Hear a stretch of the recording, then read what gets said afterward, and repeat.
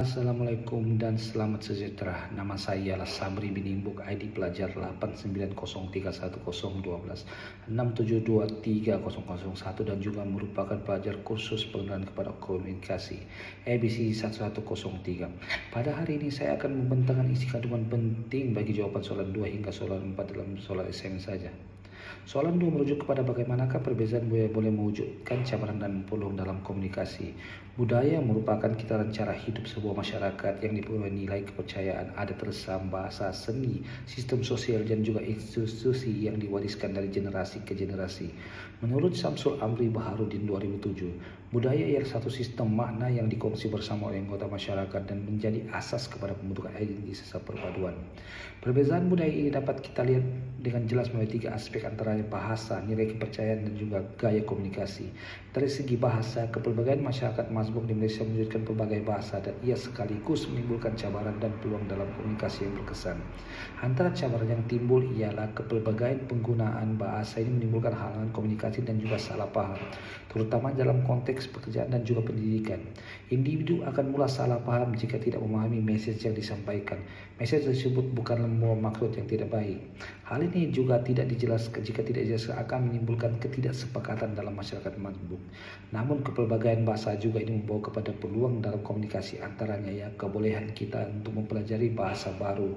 Dengan mempelajari bahasa baru dari budaya ini bukan saja memberi kelebihan kepada kita dari segi akademik, malahan dalam membangunkan empati budaya. Seterusnya dari segi nilai kepercayaan. Kepelbagaian nilai dan kepercayaan ini mewujudkan kepelbagaian pemahaman dalam satu hal. Kepelbagaian nilai dan juga kepercayaan ini menimbulkan pelbagai cabaran dan komunikasi, antaranya ialah menimbulkan konflik sosial.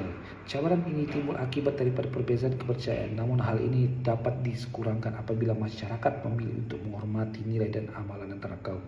Kepelbagaian nilai dan kepercayaan juga membawa kepada peluang kepada komunikasi, antaranya dengan budaya kunjung mengunjung antara kaum apabila perayaan akan menguatkan lagi hubungan keharmonian. Seterusnya ialah gaya komunikasi. Gaya komunikasi juga membawa cabaran dan peluang kepada komunikasi. Gaya komunikasi sangat dipengaruhi oleh perbezaan budaya, sama ada konteks tinggi ataupun konteks rendah.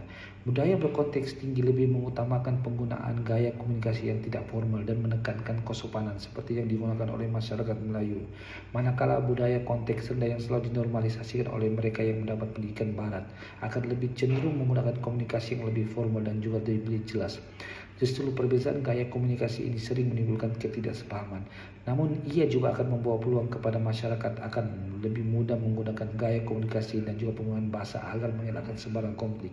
Seterusnya bagi soalan nomor 3, terdapat 3 organisasi yang akan saya pandang dalam assignment ini, antaranya ialah Universiti Malaya, Maybank dan juga Mercy Malaysia. Bagi Universiti Malaya, mereka mengamalkan standar profesional yang berintikan dalam komunikasi seperti mesyuarat. Selain itu penggunaan bahasa formal, profesional dan beradab dalam semua urusan. Selain itu mereka juga mengamalkan sifat keterbukaan dalam memberi atau menerima pendapat, cadangan dari pihak lain untuk memperbaiki sistem pengurusan. Dengan hal itu maka tidak heranlah jika Universiti Malaya disenaraikan sebagai universiti ke-58 terbaik di dunia. Organisasi formal yang kedua ialah Maybank. Maybank merupakan bank yang mempunyai liputan terbesar di Malaysia. Penggabungan sistem pengurusan yang canggih dan etika dalam komunikasi menjadikan bank ini menjadi bank pilihan pengguna.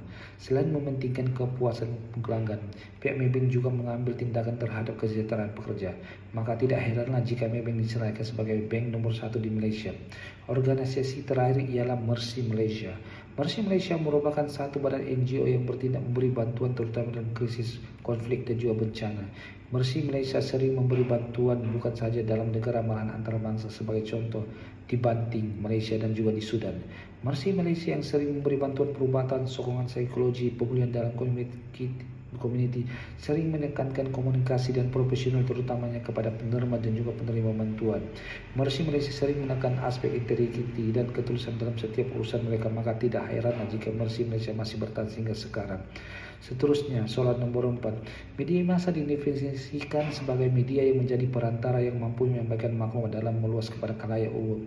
Media massa menggunakan saluran seperti TV, radio, majalah, surat kabar, dan juga internet sering menghidangkan masyarakat dengan berita seperti ekonomi, kesehatan, perkembangan dalam dan juga di luar negara dan lain-lain lagi.